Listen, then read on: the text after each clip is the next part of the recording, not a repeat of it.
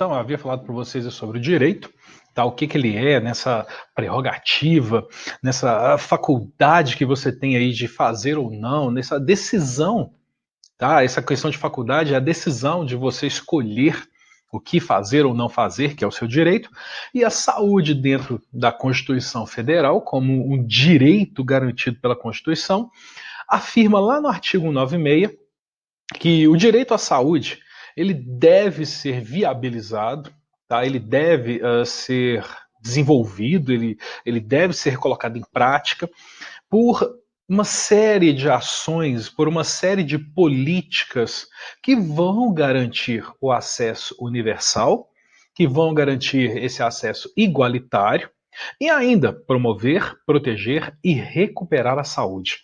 Tá? Então, nisso a gente pode observar que o conceito de saúde ele sai do que foi anteriormente pensado, ele sai um pouquinho da condição de falar que a saúde é só ausência da doença, tá? Porque a saúde não é só ausência.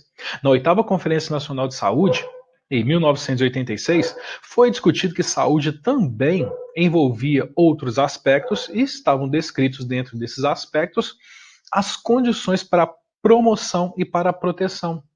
As condições que iriam promover a saúde, as condições que iriam proteger a saúde. Não é só a pessoa não ter a doença, mas o que levaria ela a não ter? O que poderia desenvolver nessa pessoa a questão dela não ter a doença? E aí, dentro dessa prerrogativa, dentro desse leque de discussão do que é de promoção, da condição de proteção, é que surgiu a Lei 8080, descrevendo os chamados aí fatores determinantes e condicionantes da saúde. Ah, saúde é ausência de doença, ótimo, mas ela pode ser, a saúde ela pode ser garantida, ela pode ser trabalhada, ela pode ser pensada na questão de uma alimentação adequada, lugar para morar, habitação, educação, condições de renda, meio ambiente, trabalho, a própria questão do lazer, desse acesso à terra, do serviço de saúde, do transporte, do emprego, dessa liberdade de ir e vir, apontando aí, dentro disso, dentro dessa discussão, esse caráter multidimensional, essa amplitude para o termo de saúde, que foge estritamente de falar que é ausência de doença, só essa parte. A inclusão da saúde como um direito constitucional entrou em 1988 na nossa Constituição e é assim, uma conquista formidável. E claro que é uma conquista importante que às vezes a gente nem dá ideia. É uma conquista importante, às vezes a gente que é brasileiro nem liga para isso. O enunciado está lá no artigo 96, é ainda uma questão que muitos países não têm, e aqui na América do Sul, 6 têm essa garantia constitucional contando com o Brasil. Aqui na América do Sul, Bolívia, Brasil, Equador, Paraguai, Suriname e Venezuela é que tem apresentadas na Constituição Federal, na Constituição de cada um desses países, que a saúde é um direito, que a saúde faz parte de uma característica importante para a população. Os outros países não têm essa definição de legalidade, não têm essa definição de direito dentro da Constituição, trabalhado para a área da saúde. Promoção e proteção vão ter aí uma característica mais interessante, tá? Que não pode, logicamente, ser comparado, que não pode ser suprido ou até substituído por plano privado. Então, quando a gente trabalha com a condição constitucional de promoção e proteção ao sistema de saúde, não é serviço de plano privado, tá? Que não vão estar inclusos aí na organização, tá? Não é só questão de falar que eu vou pagar um plano de saúde. É quando a gente fala de proteção, quando fala de promoção, está incluída aí toda uma rede de assistência e cuidado, está incluso a vigilância sanitária, vigilância epidemiológica, saúde do trabalhador, os próprios recursos humanos para assistência à saúde. Então não é simplesmente, paga um plano de saúde. Não é só isso. Não é só essa parte. Quando a gente fala de saúde constitucional, de saúde federal, da saúde direito, promoção, proteção e o que os planos de saúde fazem é a recuperação, nós estamos aí pensando num aspecto mais amplo do que a gente tem para a saúde. Toda a condição de organização da assistência, vigilância sanitária, epidemiológica, a saúde do trabalhador, os próprios recursos humanos para essas assistências incluem diretamente nesse direito constitucional. O Sistema Único de Saúde, que deu forma aí ao artigo 196, tá? Que foi criado também de condições constitucionais lá pelo artigo 198, não é um plano de saúde público. Tá? Não é só aquele que vai atender o médico, não. E, claro, e não vai atender, não é só quem não pode pagar pelo privado. Ah, não, a pessoa é pobre, não pode pagar o plano particular, então ela vai para o SUS. Não é isso. É o contrário. Tá? A pessoa tem o SUS disponível se ela quiser, mas ela opta por pagar um particular.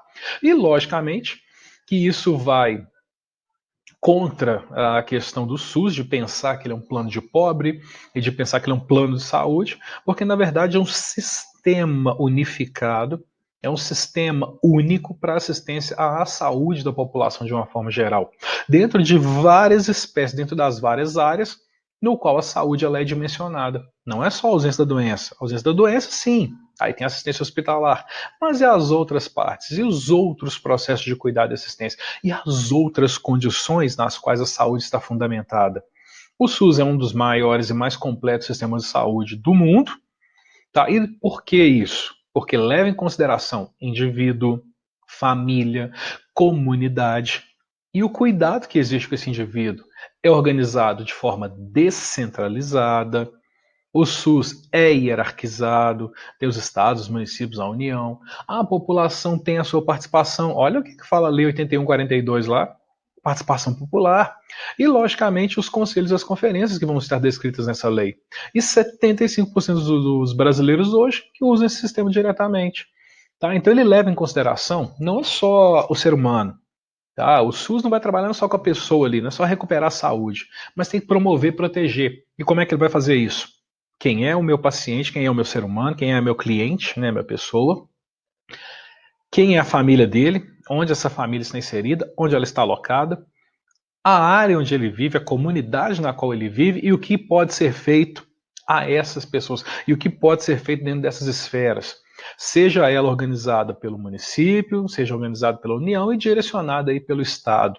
Trabalha de forma descentralizada para que a assistência à população seja de acordo com a necessidade do local e não vindo aí de uma esfera federal como uma ordem, uma diretriz global, sendo que na verdade a definição ela é trabalhada dentro das necessidades do indivíduo e da comunidade.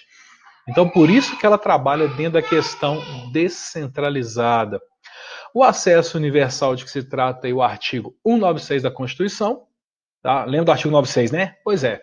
Ele foi firmado nos 3 princípios do SUS. Deu a base para eles. Está lá, ó. Universalidade, que todos têm o mesmo direito de obter as ações, os serviços de que necessitam, independente da complexidade, do custo, da natureza. Equidade, não discriminação no acesso aos serviços de saúde. E a integralidade, ações e serviços exigidos para cada caso em todos os níveis de complexidade do sistema. Tá? Então o SUS vai trabalhar diretamente com essas questões. A saúde como direito constitucional vislumbra essas 3 esferas, os direitos universais aí do SUS.